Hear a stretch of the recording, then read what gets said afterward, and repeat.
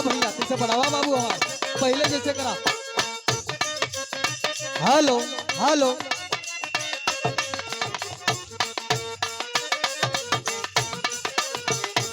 बहुत अच्छा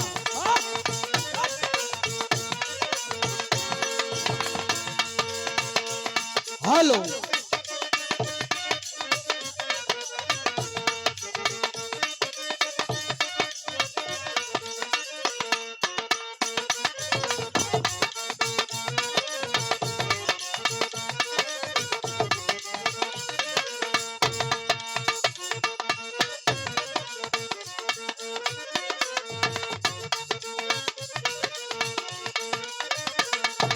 जिया भैया हमारे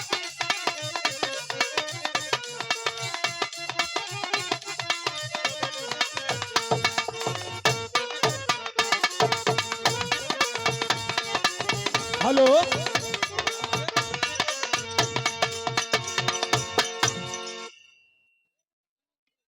भैया तैसे बैठ जा लोगों बैठ जा हौला मत कर बैठा। हेलो हेलो हालो छे। अच्छा बाबूजी देखिए आशीर्वाद आया है।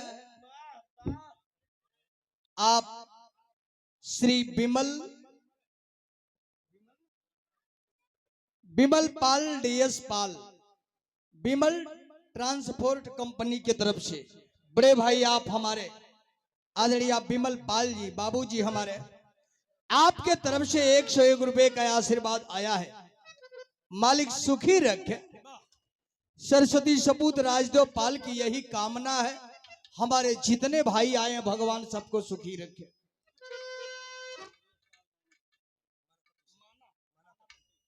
माना पट्टी की धरती से आदरणीय आप राजेश पाल भैया हमारा हाँ बाबू इधर के लिए रहा 102 रुपए का आशीर्वाद भाई की तरफ से आया है।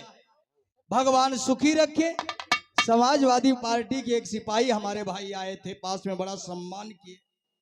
आदरणीय आप श्री संतोष यादव समाजवादी पार्टी विधानसभा रानीगंज से आपके पास समय नहीं थी आपने पुरस्कृत करके चले गए। मैं अपने भाई को प्रणाम करते हुए यह कामना करते हैं कि भगवान आपकी मदद करें। आदरणीय आप संतोष यादव समाजवादी पार्टी से भगवान सुखी रखे। ख्याल करेंगे बाबूजी। बड़ा अच्छा दास्तान है आप लोग प्रीति जी के मुखार बिंद से आप लोगों को सुनने को मिला। दादा भीष्म जी के बारे में आपने बताया भैया। हेलो भीष्म जी जब शक्ति के भार कुरुक्षेत्र के मैदान में जाते हैं तो कुरुक्षेत्र धरणी स्वकित स्वर कराहे। वह धरती उनकी दशा को देखकर कराहने लगी यानी उनकी शौर्यता को देख करके वीरता को देख करके।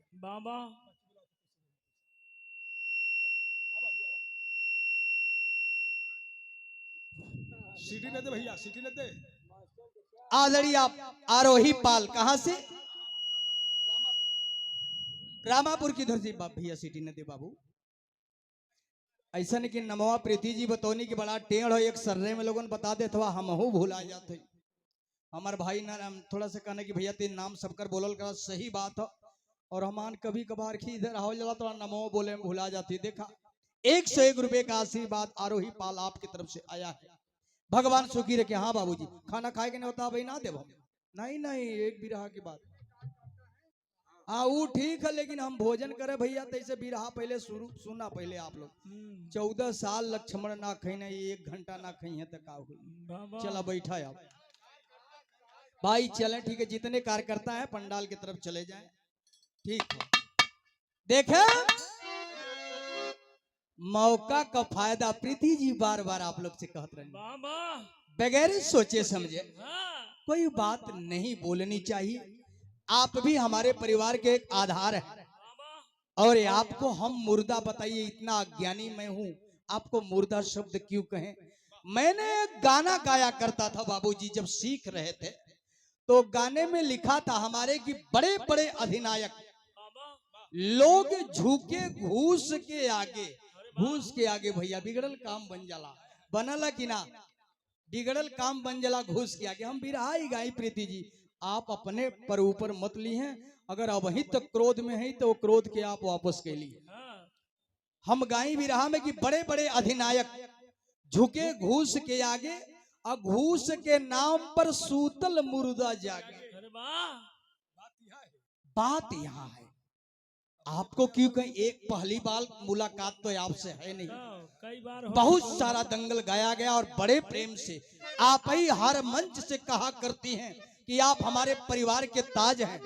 आप मुझे ताज कहती हो, अब मैं आपको मुर्दा कहूं, ये कहा कि अज्ञानता है। ऐसी कोई बात नहीं है। देखा एक ठे गीत तई खुश कह दी इनके गाय के।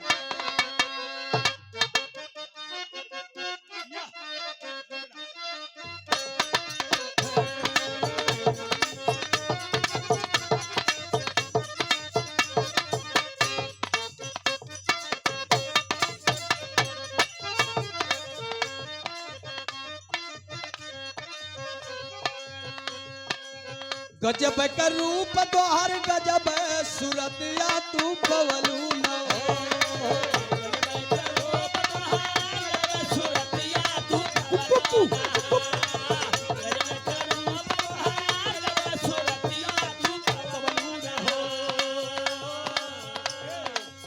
गजब का रूप द्वार गजब सूरत या तू पवलू न हो।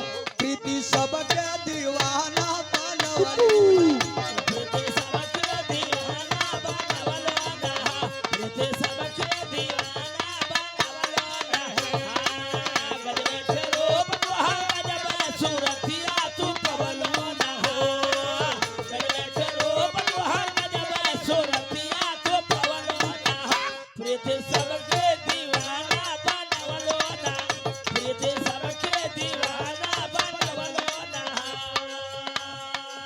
बड़ी नीक लाइन याद आ गई। अब बस समय मिली गौले के तक कही है कि हम ऐसा कुर्ता पहले यार कपड़ा पहले ही हमार बदन कहीं से देखा था। राजदेव भाई झूठ बोलत वही कहेंगे।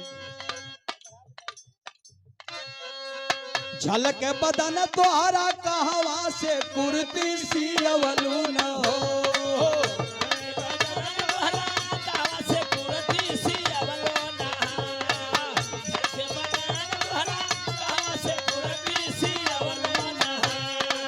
झलक बदन तोहरा कहवा से कुर्ती सियवलू न हो। रानी सबके दीवाना बनवलू न हो। रानी सबके दीवाना।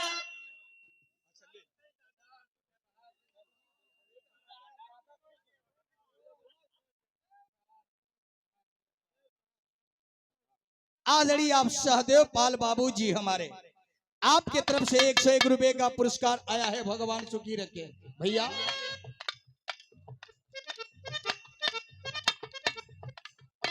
अच्छा चला,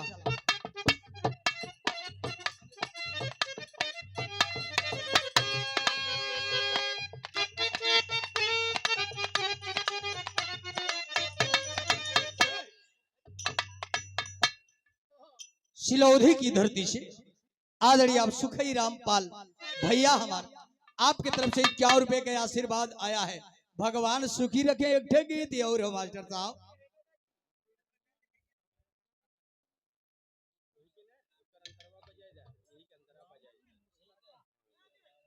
रामपुर मुस्तरका बीरापुर की धरती से आदरणीय आप श्रीपाल। अरे बप्पा रे, बड़ा टेढ़ ना हो गांव के, यही से तो भूल आ जाते। 51 रुपए का आशीर्वाद आया है। देखा बिना मंगले लोग देते हो, मंगले वो भाई वो बड़ा क्रोध में हो जाते। किलापुर की धरती से लालू पाल भैया हमारे आपके तरफ से आशीर्वाद आया है। का हो मास्टर साहब?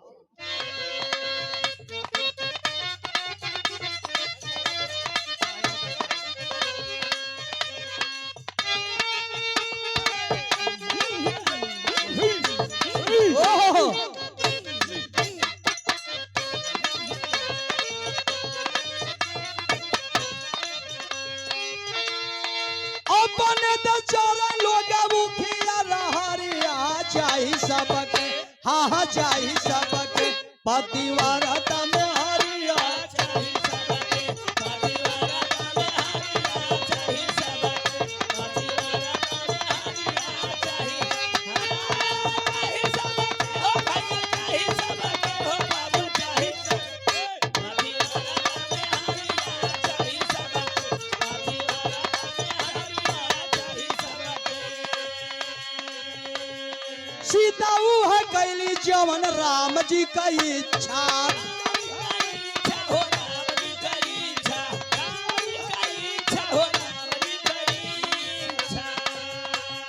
मरोदन का होके चाहिए अग्नि परीक्षा,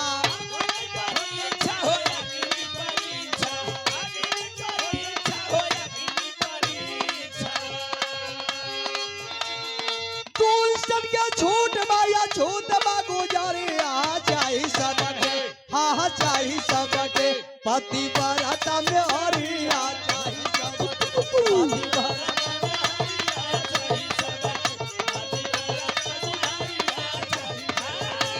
चाही सबके, हो भैया चाही सबके, हो भैया चाही सबके, पतिव्रता में हरिया चाही सबके, प्रीति जी ऐसा अपने भाई के ऊपर कभी शक मत करी। हाँ कुल कोनो बात ना, हम आपसे भी बड़ा खुश रहीला, भगवान आपके सुखी रखे। एक ठे गीत हो ये मास्टर सटल हो खाली ऐसे अब क्या रे बड़ा निकल लागे हमारे, ये तो एकदम सही बात है। मैं एको पैसा गलत प्रीति जी हम ना बोलत है। देखा भैया क्या बड़ा निकल लागे हमारे, अब प्रीति का सूरत जिया ललचावे, अरे जिया ललचावे त मोहनी मूरतिया,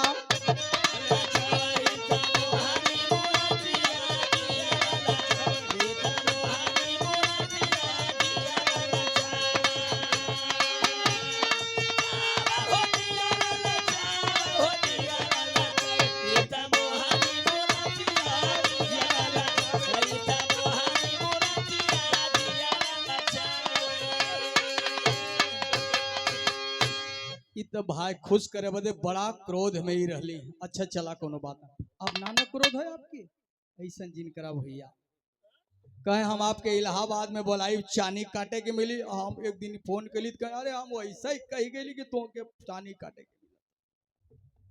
बड़ा बढ़िया बिरहा है आप लोग सुन ला प्रीति जी की तरफ से महाभारत के बगल का दास्तान एक लोग सुने, एकदम शिक्षा प्रतिबात है बाबू जी। ख्याल करेंगे स्वर्ग की आवाज़ मास्टर साहब।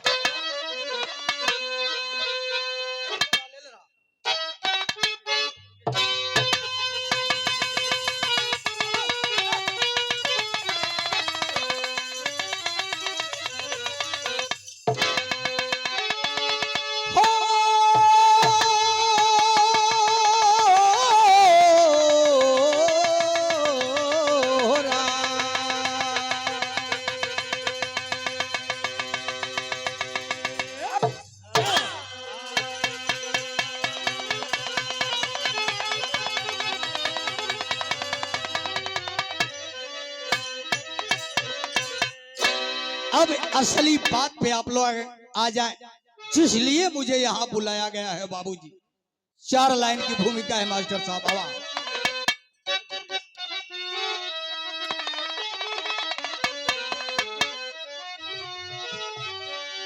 तो कृत्य की वृत्य निश्चित ही कारण रचित, और यह कारण से संजोग ही है प्रणेता।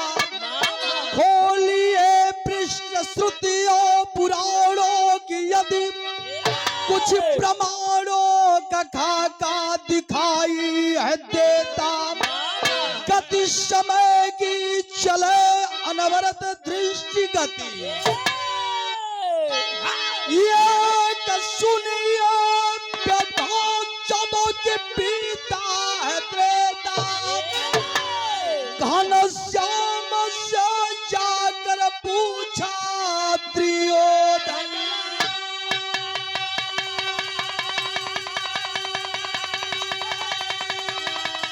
चक्रवर्ती हुए कैसे कह दो विजेता।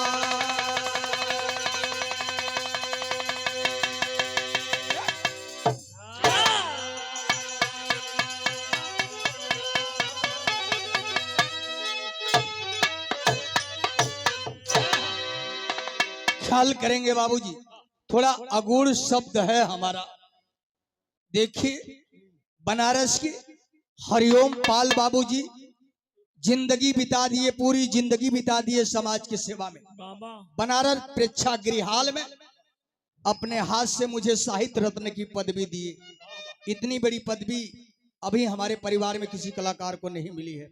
उस भरे दरबार में मुझे मिली थी किस इसी शब्द पर, कृत्य की वृत्ति निश्चित ही कारण रचित, पर अकारण से संजोग ही है प्रणेता। खोलिए पृष्ठ श्रुतियों पुराणों की यदि कुछ प्रमाणों का खाका दिखाई है देता, गति समय की चले अनवरत दृष्टिगत, एक सुनिए व्यथा जबकि बीता है त्रेता, घनश्याम से जाकर पूछा दुर्योधन, चक्रवर्ती हुए कैसे कह दो विजेता। कव्वाली का नमूना लगल मास्टर साहब।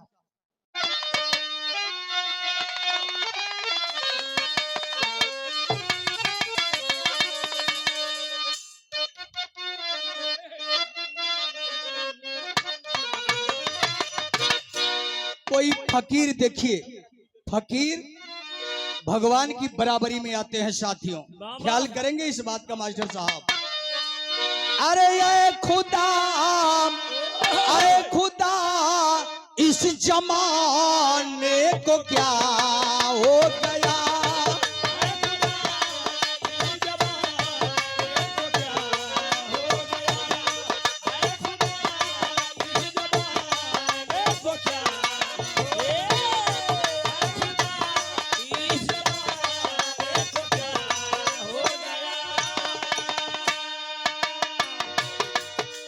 खुदा इस जमाने को क्या हो गया, जिसको चाहा वही बेवफा हो गया।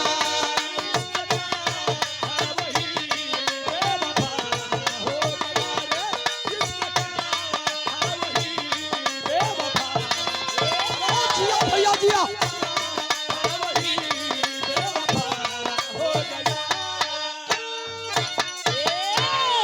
भाव के अंदर बड़ी अनमोल बात है। इस बात को समझिए बाबूजी, सबके लायक बात है।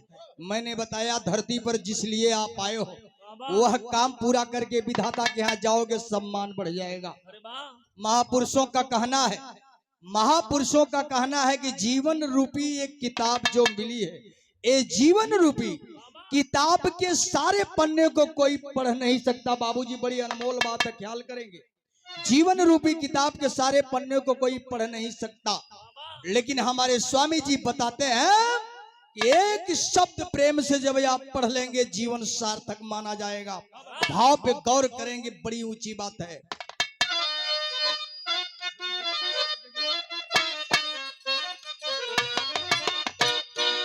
अरे वक्त ये भाव पे आप लोग विचार करेंगे क्या वक्त ये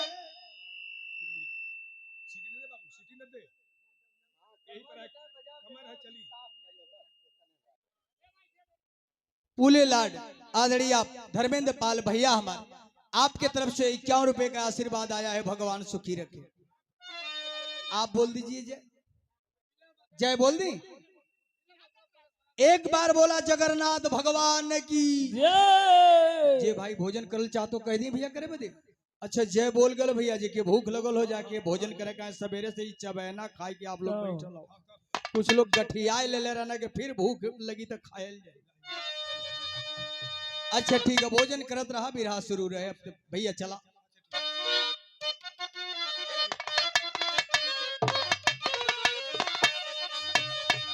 अरे वक्त ये जिंदगी खास की ताबू है।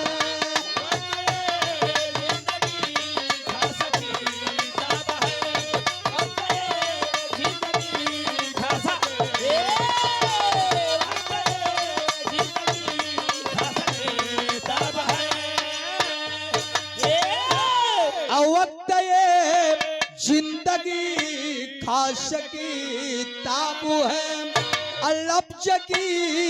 लफ्ज की लब्धता लाजमी आबू है।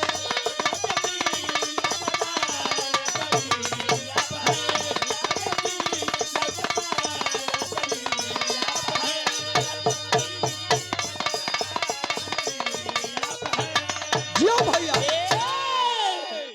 बाबूजी सवेरे की समय है भगवान का दरबार लगा है जैसे आज यहाँ बाबूजी के दरवाजे पे दरबार लगा और लोग बड़े सम्मान से भोजन करने जा रहे हैं। दरबार लगा है देखिए भगवान का प्रसाद लोग लेने जा रहे हैं। बात वहां की है मास्टर साहब का भैया।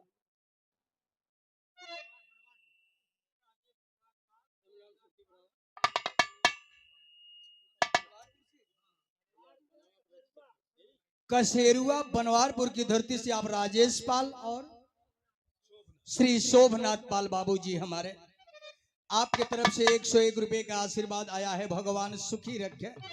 ख्याल करेंगे बाबूजी दरबार लगा था भगवान का। दुर्योधन सवेरे की समय पहुंच जाता है। कहानी की शुरुआत एक एक लाइन मास्टर साहब।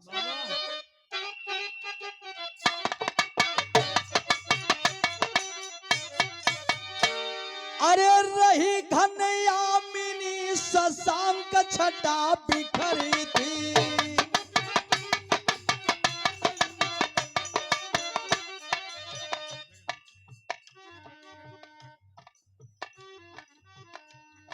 आदरणीय मुन्ना पाल भैया हमारे ताला की धरती से 51 रुपए का आशीर्वाद आया है। भगवान सुखी रखे भैया हो। रही घनयामिनी शशांक छटा बिखरी थी।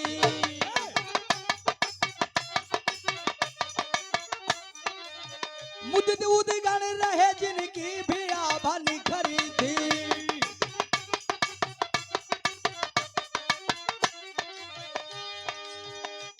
अवनी के अंक में सबनम की बूंद चमकती।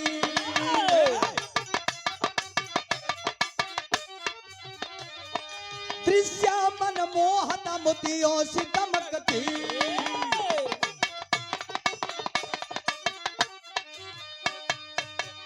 बात की समझ ले सवेरे की समय है भगवान का दरबार लगा है। बाबूजी प्रणाम।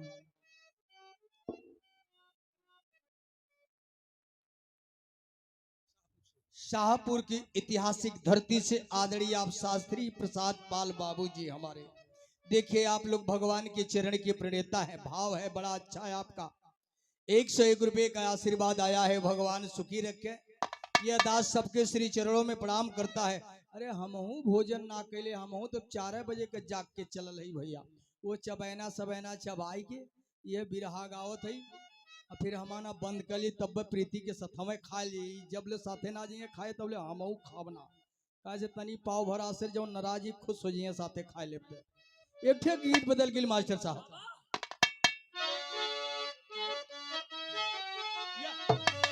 अच्छा भैया पहलवा पुरनिया लोग मुर्गा जब बोले तो लोग कहे विहान हो गल। अपने पति के पत्नी जगावत है यह कह के सुखई भैया ये मुर्गा बोलेला। अरे मुर्गा बोलेला बलमुआ जागा भोर हो गई रे।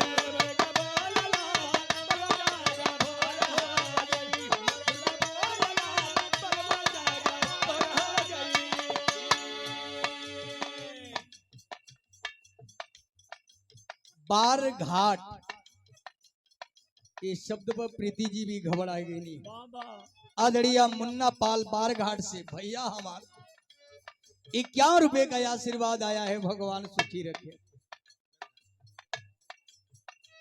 भवानीगढ़ की धरती से दिनेश पाल भैया हमार, कितना प्यार है आप लोग के हृदय में देखा।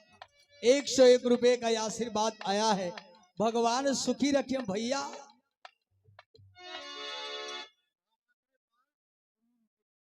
सुरमा मिसिरपुर की धरती से आदरणीय आप रामाश्रय पाल बाबूजी, आपकी तरफ से आशीर्वाद आया है, भगवान सुखी रखे। मास्टर साहब, क्या मुर्गा बोलला बलमुआ जागा भोर हो गई।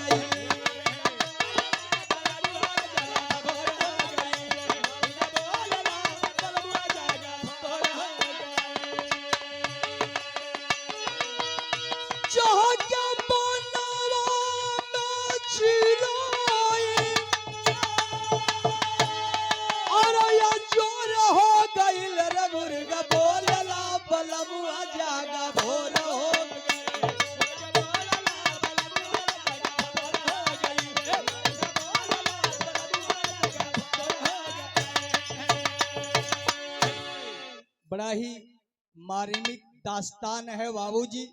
आवाज काफी दूर तक जा रही, जो भाई प्रसाद ग्रहण कर रहे हैं वो भी ध्यान से सुनेंगे और खाना भी खाएंगे।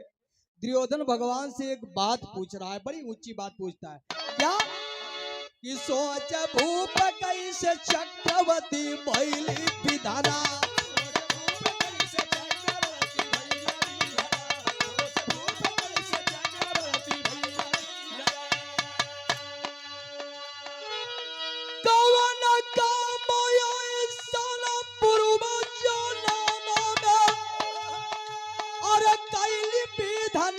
सोच भूप कैसे चक्रवर्ती भइली विधाना।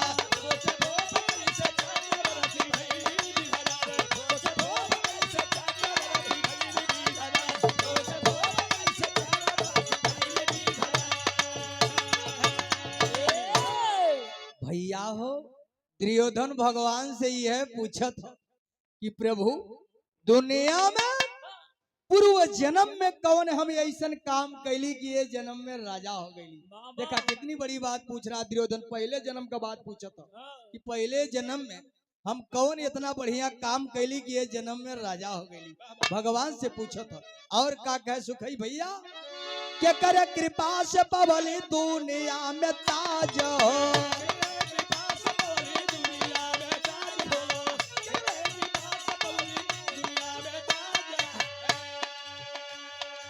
अरे क्या करे कृपा से पवली दुनिया में ताज। और दे के जवाब सोच मन में गुरु राज।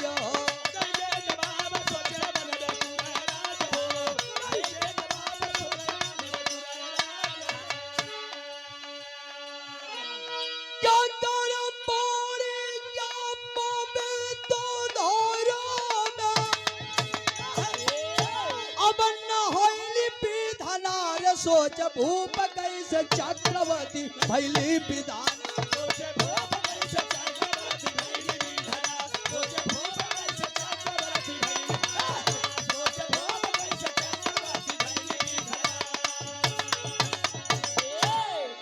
ख्याल करेंगे कन्हैया जी से दुर्योधन पूछा था कि करे बाड़ी के। बैठ जा बाबूजी, कहीं खड़ा हो, जगह तब खाली है ना, बैठे भाई। देखा भूख तो लगी जाई, हमान के बिरहा का लालच बा, हमान के खाना थोड़े लौकत बा, लेकिन भूखायल भूख लग जाले तो ना कुछ अच्छा लगा। अच्छा मास्टर साहब, साउंड सर्विस बड़ा बढ़िया। हमान के कहना है कि भैया आप चिंता मत करिए, कि हमें काओ चिंता करेंगे बाप। 101 रुपया आशीर्वाद है भाई की तरफ से आया है, भगवान सुखी रखे। मशीन बड़ी बढ़िया भाई आपके, क्या करे कृपा से पवली दुनिया में ताज हो। देखा हमार सजिंदा ना कुछ बोलन है, जैसे दूसर गवैया कहिए कि तुम्हार मशीन बहुत बढ़िया, तो सजिंदवा कहिए इनकर बाबू चलावे ना, घरों वाली बढ़िया है, घरों वाली बढ़िया है, घरे पहुंचे हैं। हमार सजिंदा इकुल ना बोलते बाबू। हमने सीधा हिला की रोखुर की धरती से रामाशंकर पाल भैया हमार आपकी तरफ से एक जने कहना है कि हमके कि दूध पी लेबा तो छेड़ देबा। हाँ? अरे बाप रे बाप, आग तोरे लगी। सामने मिलल तो 5 लीटर दूध पे ही बैठले पचाई तो जहाँ कहता वहां चल। तो निपटे न जाता फिर एक बात जिन करिया भैया, हाँ, निपटान कर। कि रात दिन राजदेव बिरहा गावन यही तरह का चेहरे पोगे के तो बात जिन करा भाई बाटा और कौन बताई तो। देखा ये भैया करुणा के सागर बाटा सब गुण में आगर बाटा। अरे धारा के प्रभाकर बाटा जसोदा के छैया। ग्रसले पर चिंता भारी बोला आज चक्रधारी। चक्रवर्ती भैली कैसे बता दा कन्हैया। निज मोरा कर्म बाटा पूर्वजन के धर्म बाटा। अरे सारा मरम हम के बता दा जदूरैया। अरे भगवान, तोहरे अलावा के ये बात के बताई कि हम पूर्व जन्म में का रहली। प्रमोद पाल चौखड़ा की धरती से 101 रुपए का आशीर्वाद आया है। भगवान सुखी रखे।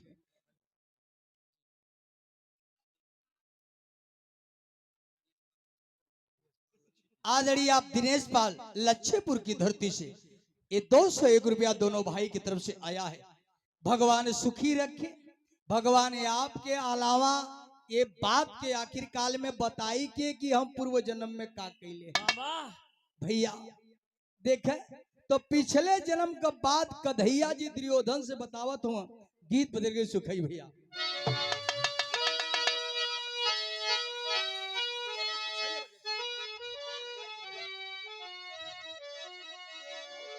प्रीति जी ये सही बात है, बहुत हमार सम्मान करेनी भैया। आज तनी से इनके सुनने में गड़बड़ आ गया तो भड़क गई नहीं है भाई। यही से हमके धीरवत रहनी तो हम चश्मा लगा ले कि तनी कम तनी चश्मा लगोले रह तो इनका एकदम धीरवती तनी कम में दिखाई दी। नीचे ताकत अलम की भाई चला हमसे छोट ही माफ बाजवनी कहती, लेकिन ताज अपने बिरादरी का हमके आप बनावे लू तो हम इतना अज्ञानी ना है प्रीति। हम आशीर्वाद देवे का क्षमता रखीला। दुनिया हमके सरस्वती सपूत कहेले। आप ऐसे आगे बढ़त रहा, आपके भाई राजदेव पाल के जहां तक हो सके वहां तक मदद करे के तैयार हूँ। और रह गल 25 साल बिरहा के जौन बात कैली भाई, देखा हम एक चीज के बहुत पालन करीला ये नाते। देखा हनुमान चालीसा में लिखल हो, आपन तेज संहारे आपे तीनों लोग हाकते कापे। गोस्वामी तुलसीदास जी लिखे हैं। मैंने उस शक्ति को अर्जित किया, इसलिए कहा है आपसे कि 25 साल तक ऐसे ही कहा। अब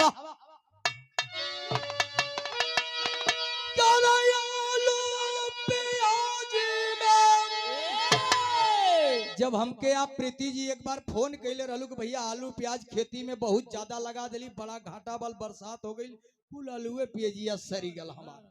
तो फोन पे इनके मना कैली भैया, कहली आलू प्याज छोड़ा दूसर कुछ बोवा। का कहली इनके अरे आलू प्याज में अब घाटा ये प्रीति की अरिया में बोवा भाटा ये प्रीति।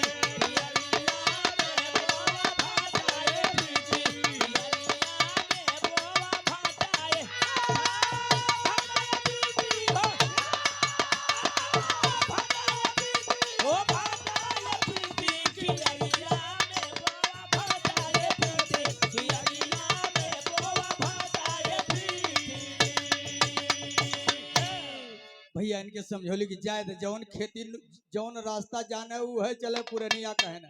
आलू प्याज बोदली कुल सरिगल नुकसान। तो दूसरी साल हम जौन बतौली वो खेती कहीं कहा भैया खूब मार्केट में बिकाता। हाँ वो है बेचा, जौन बिकाए वो है बेचा। अब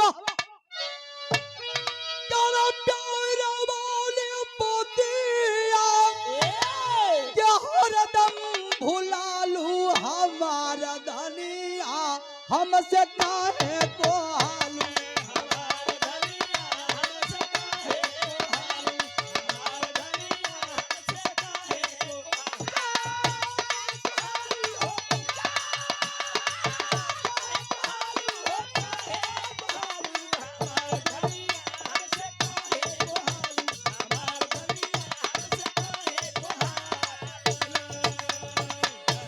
देखा ये मौज बदे हो भैया, थोड़ा सा ही देवल जला हमन।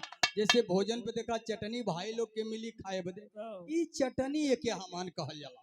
लेकिन ये असली भाव दिखाओ भगवान पहले वाला जन्म दुर्योधन का बतावत हो कि तू का रहला भैया। अरे बिगत करो खोले हाले, अब कहे सुख दानी रहला घर में भैया तिनी है परानी।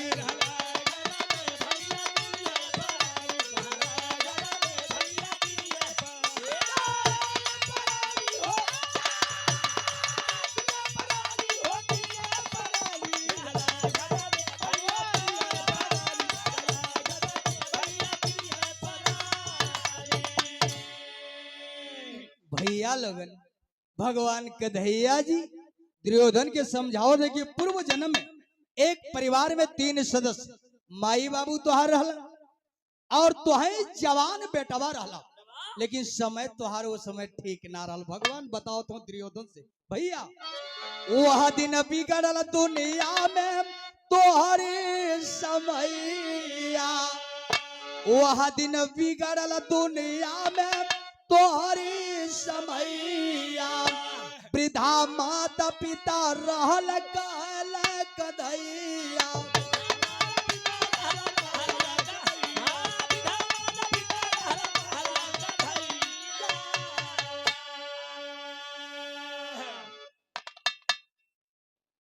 प्रेम कुमार डंडवा पट्टी की धरती से 51 रुपए का आशीर्वाद भाई की तरफ से आया है भगवान के भाव में। भगवान सुखी रखे भैया हो। वह दिन बिगड़ल दुनिया में तोहरी समैया, वृद्धा माता पिता रहल कहल कन्हैया।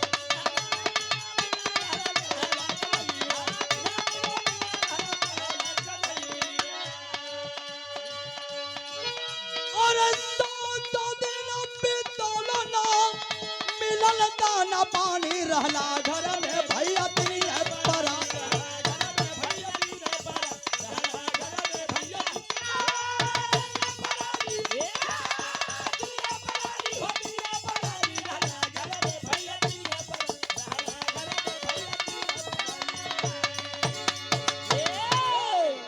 ए भैया दुर्योधन सुना, ओ समय माई बाबू तुहार रहल। ई कहानी सीरियल पर देखे के ना मिली। माता पिता घर में थे, जवान बेटवा यहाँ पे ही रहला, माई बाबू तोहार बुढ़ाए गल और गरीबी इतना लाचार कह दे रहल दुर्योधन। एक दिन ऐसन आयल कि 7 दिन बीतल ना मिलल दाना पानी, भीख मांगे गईला 7 दिन तक तो हके मांगल भीख ना मिलल दुर्योधन। और 7 दिन तक तू उपवास कैला, माई बाबू भी तोहार उपवास कैले। इतनी गरीबी लाचार कह दे रहल कि भीख ना मिलल 7 दिन तक उपवास कैला माई बाबू तू तीनों जने भैया हो। दुर्योधन पूछलस कि 8वें दिन का भयल भगवान, ते 8वें दिन भगवान बताओ तो गीत बदल के मास्टर साहब।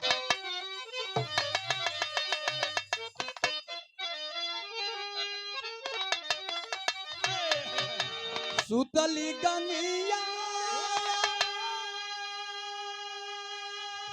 अरे जागाए भैया मझिया उठाए गंगा जी, अब उठाए गंगा जी नैया खेब माज धारा बाबू उठाए गंगा जी।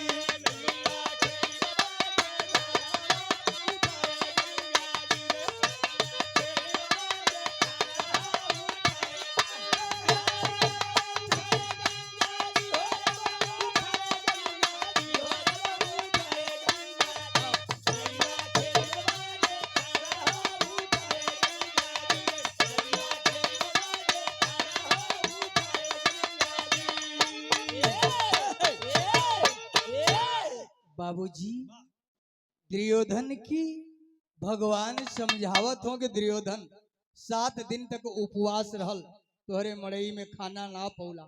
8वें दिन झोली लेके जब भीख मांगे गईला तो भीख के रूप में तोहे मिलल का भाव पे गौर करेंगे आप लोग।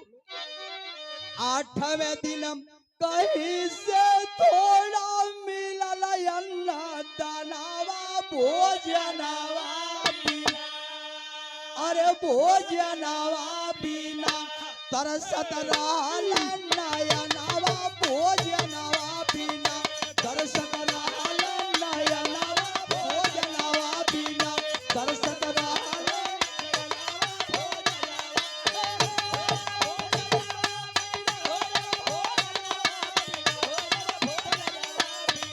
तरसत रहल नयनवा।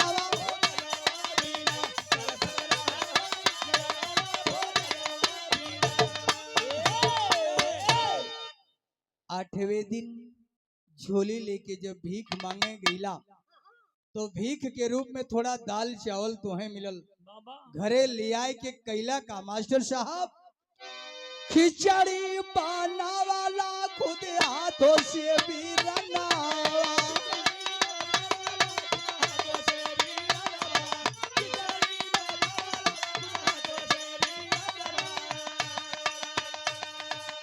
अरे खिचड़ी बनावाला खुद हाथों से भी रनावा, अति नहीं थाली में तू परोसला खुद खानावा,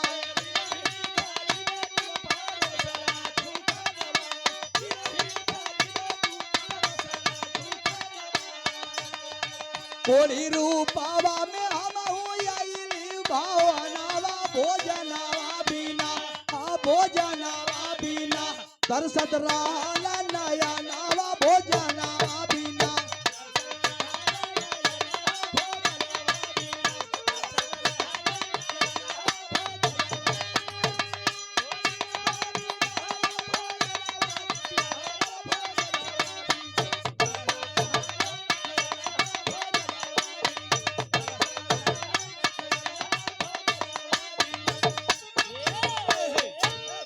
भैया हो आठवें दिन थोड़ा सा दाल चावल पौला भीख के रूप में ले आए के घरे खिचड़ी बनौला। देखा कन्हैया जी बताओ तो बात, खिचड़ी बनाए के 3 थाली में खाना निकलला, अपने माई बाबू के आप दे देहला खाए बदे, तो आर माई बाबू खाए लगल। दुर्योधन 8 दिन के तो भूखा रहला, फिर भी वही समय कोढ़ी के भेष में कन्हैया जी कहे कि हम तुम्हारे दुआरिया पे आएंगे, बाबा और इतना बढ़िया भाव तुहार वो समय के रहले करे पहले वाले जन्म कि तू 8 दिन का भूखा रहला, फिर भी आपन वाला भोजन हमके खिला देला। दुर्योधन जब खिचड़ी खाए के पानी पियली, भूख शांत भइल, तो तोहरे सर पे हाथ रख के कहली कि जाओ बचावा राजा हो जाओ। आया है तो वो खिचड़ी खियोले के नाते तो के आशीर्वाद देली।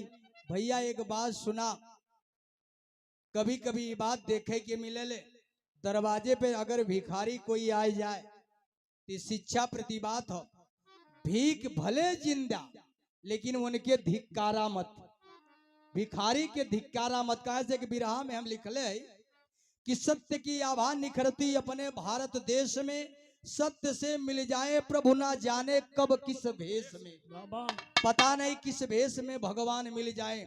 इसलिए भिखारी को भले भीख न दे लेकिन धिक्कारना मत, पता नहीं किस भेष में भगवान मिल जाएंगे। तो कन्हैया जी कहे कि खिचड़ी खियोला, हाँ, आशीर्वाद दिली, चौने कारण दुर्योधन आज तू राजा हो गया। बाबा भैया दुर्योधन बड़ा खुश हो गल कि खिचड़ी खियौले पर इतना बड़ा राजा हो गई। आया भगवान है एक बार आप हमारे घरे भोजन करे आवा। हाँ, अब देखिए यहाँ दुर्योधन अहंकारी इस जन्म में हो गया, इस बात को बाबा आप सभी लोग जानते हैं। कृष्ण भगवान दूत बनकर आए थे दुर्योधन को समझाने के लिए, बाबा लेकिन वही दुर्योधन कहा कि सुई अग्रभाग भी न देंगे बिन जंग के, अरे वाह बिना जंग के 1 गांव 5 गांव की बात छोड़ दे के 100 सुई अग्रभाग भी पांडवों को हम नहीं देंगे। बाबा। यही दुर्योधन भी सभा में भगवान से कहा, और वही दुर्योधन भगवान से कह रहा कि प्रभु एक बार भोजन कर हमारे द्वारे चली आओ। वाह, भगवान इनकार करत हो, कैसे हो कि दिया बदल गई।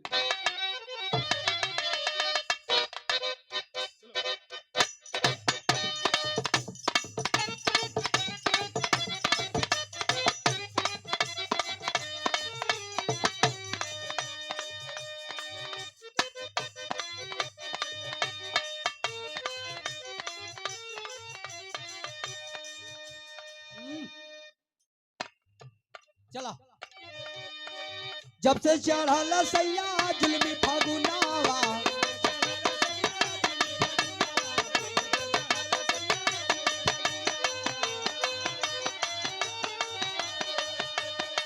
शोर मचावेला जुल्मी नयनावा,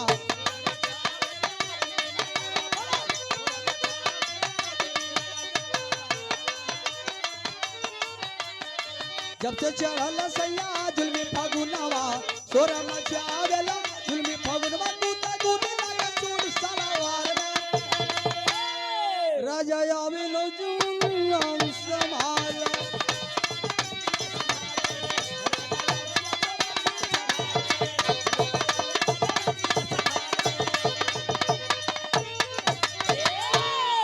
अरे जय हिंद बाबू।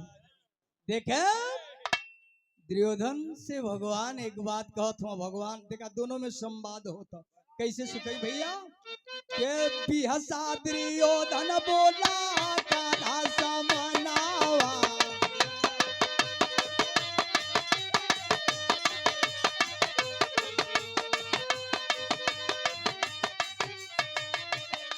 बिहसा दुर्योधन बोला कान्हा समनावा,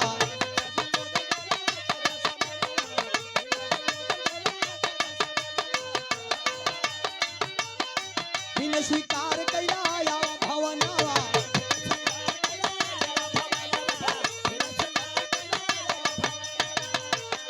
जैसा दुर्योधन बोला कान्हा समनावा, बिन स्वीकार कैला अब भवनवा, केवल एक बार घरे हमारे आवना, करके भोजन हमारी छतिया जुड़ावना,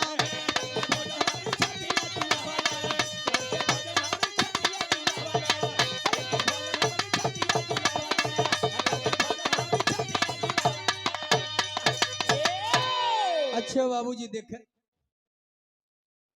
राम राम सब जपे, ठग ठाकुर और चोर, बिन प्रेम रिझत नहीं तुलसी नंद किशोर। भगवान भाव के भूखे हैं, दुर्योधन से कहे कि अब तू हमके ना खिया पैबा। देखिए उस समय तू भीख मांगत रहला भले, लेकिन तुहार भाव दुर्योधन बढ़िया रहा, ए नाते 8 दिन का भूखाए लला फिर भी भोजन हमके करा दिला, आज तू हमके भोजन ना करा पैबा। दुर्योधन भगवान से कहे अंतरा के लाइन में सुखई भैया,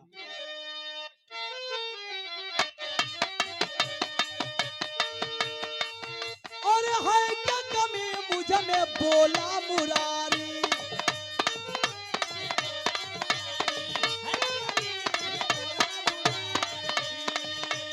चक्रवर्ती भूप हूं मैं नाही भिखारी,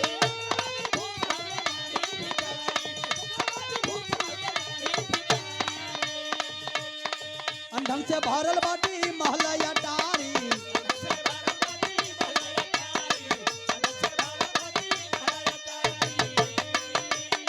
काहे इनकार कर बाटा मुरारी,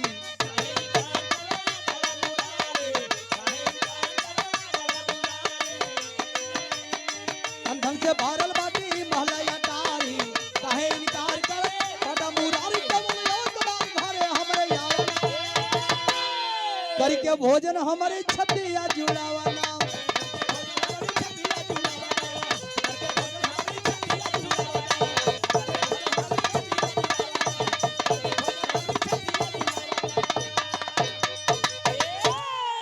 अरे राम मोती नाम उगती सागर में कभी, अरे मोती नाम उगती सागर में कभी, स्वाति पूदन जबल पड़ी सीप में हो,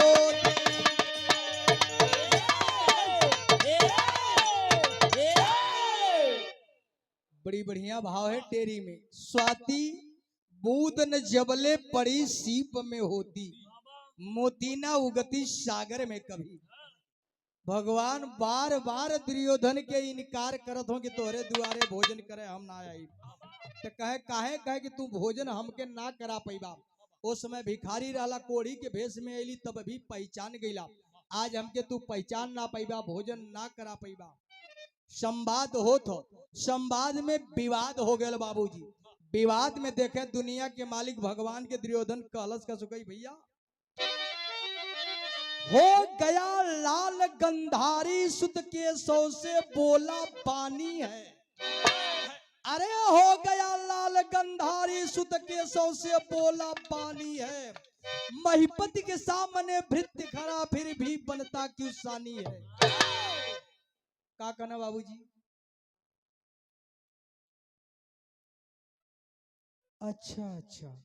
अच्छा चला भैया। अरे मोती नाबुगति सागर में कबीर जब सा काव्य कला में राजदेव की होती मोती